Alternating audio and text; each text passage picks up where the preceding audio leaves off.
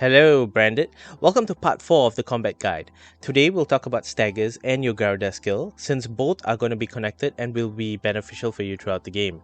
As usual, this video took loads of time and effort to make, so if you found this to be of value, do drop a sub and a like. Alright, so first thing first, let's talk about staggering enemies.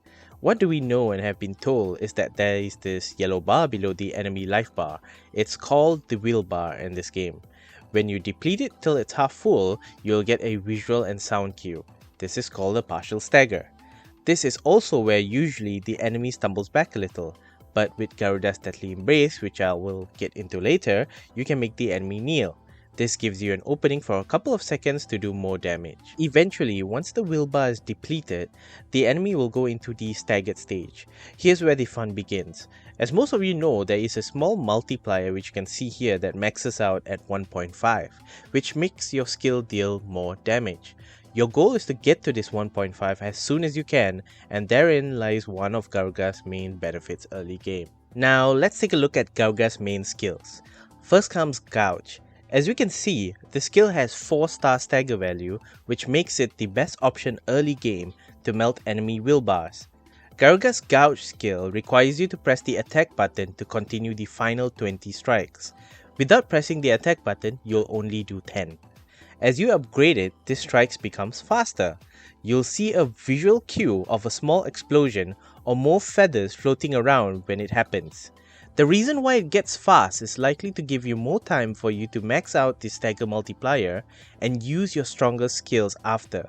So I'd suggest using Gouge near to the start of a fight to melt the opponent's wheel first and then have it at the ready when the enemy is staggered to really bump up that multiplier. Additionally, you can use Gouge in mid-air as well, which allows you to use it without interruptions. Just try not to use it with small heavy enemies. It doesn't reach at times since you're high up and they're on the ground, so you wouldn't want to waste it. Next, let's move into Garuda's deadly embrace. So a few things to note with this skill.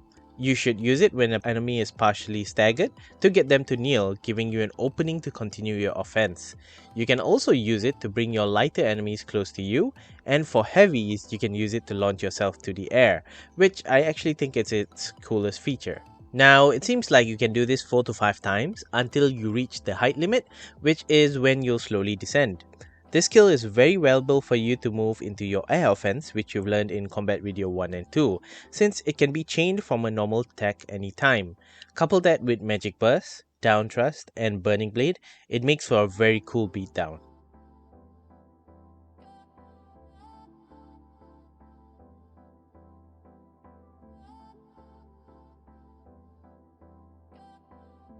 The third skill is called Wicked Will. So basically this does more hits on upgrade, which means more wheel bar damage, and it carries lighter enemies up into the air.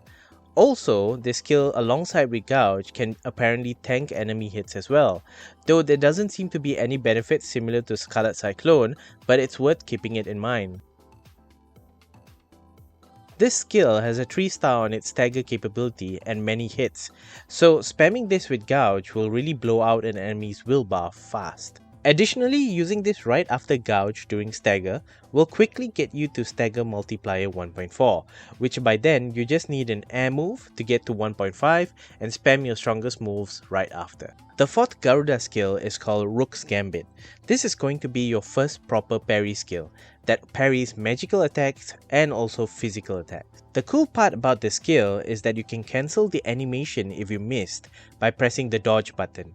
This also lets you retain the skill. What's surprising is that you can also do this in case the counter procs as well. You might be thinking, why would I want to stop my offense when I already got a counter? Well, take for example this situation. Even if I dodged it, I will still get hit with Katon. So instead, I can just avoid Katon, cancel my skill, and use it the next time when I get an opening, which makes it super flexible.